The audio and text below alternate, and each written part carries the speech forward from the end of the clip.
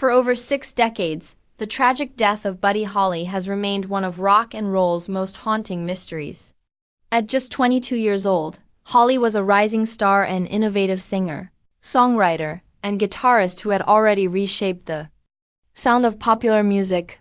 With hits like Peggy Sue, That'll Be the Day, and Every Day, he brought a new energy to rock music, influencing legends from the Beatles to Bob Dylan. But on February 3, 1959, that brilliant light was extinguished when a small charter plane carrying Holly, Richie Valens, and J.P. the Big Bopper Richardson crashed shortly after takeoff in Clear Lake, Iowa. For years, the cause of the crash was simply listed as pilot error, but new revelations and deeper investigations into the incident suggest that the truth is far more disturbing and tragically preventable. The official report placed the blame squarely on 21-year-old pilot Roger Peterson, who had limited experience flying at night and wasn't certified to fly using only instruments.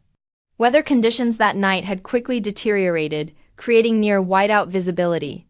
The small Beechcraft Bonanza aircraft took off in the early morning hours and, within minutes, slammed into a frozen cornfield, killing everyone on board instantly. But in recent years, aviation experts, historians, and even surviving family members have raised serious questions about the safety decisions made by the charter company and how poorly prepared Peterson was for the flight. Newly uncovered documents suggest that pressure from management and a disregard for weather warnings may have contributed heavily to the tragedy. Some argue that Peterson was never given full weather briefings and that the charter company overlooked critical safety procedures to keep the tour on schedule. Even more unsettling is the suggestion that Holly himself may have had concerns about the flight.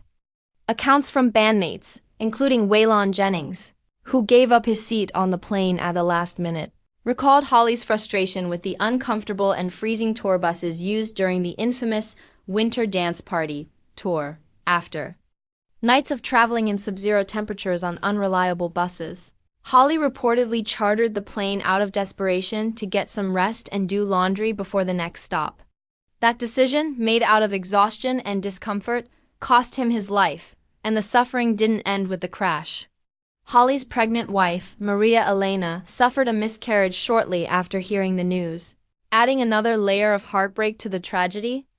Over the years, conspiracy theories have swirled from mechanical sabotage to firearm rumors based on a gun Holly reportedly carried, but none have ever been substantiated. Still, the unresolved emotions linger because so much of it seems rooted in human error, poor planning, and a lack of accountability. The recent re-examinations make one thing painfully clear. The crash that ended Buddy Holly's life wasn't just a freak accident. It was the result of a string of preventable missteps and misjudgments. What makes the loss even harder to accept is knowing how much potential remained. Holly was not only redefining music, but was one of the first artists to fight for creative control in the studio. His life, and perhaps the shape of rock history itself, might have looked very different if not for that one fateful decision. The mystery is now clearer, but the sorrow is deeper, because it didn't have to happen this way.